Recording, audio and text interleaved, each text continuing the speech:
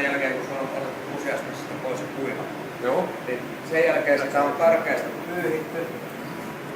pyyhitty santalaperilla ja paikkapaikoin hiekkapuhalla pahempia sammalia pois. Joo.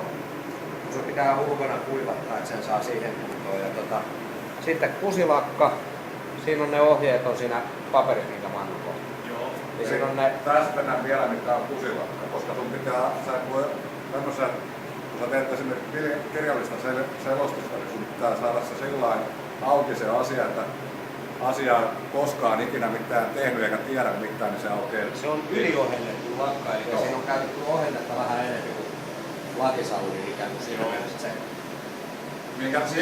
Eikö se pitää olla yliohennettu? Että se on kuin paremmin tonne onkaloihin ja huotosiin. Juuri näin.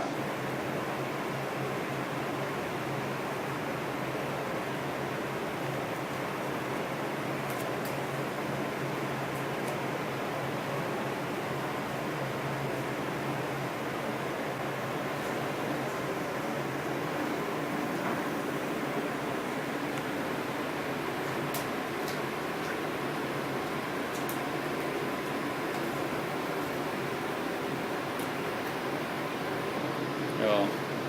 Mä en nyt laske täältä nesteitä ulos, mutta ensin pitää laskea noin nesteet, kun se on testattu oikein. Joo.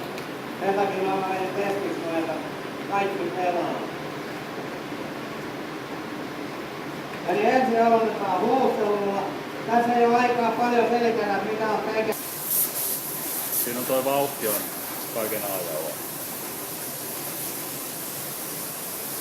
Pitää olla, siinä ei saa jäädä sellaisia, jos sanotaan vesipaoiksi, niin niitä ei saa jäädä ollaan.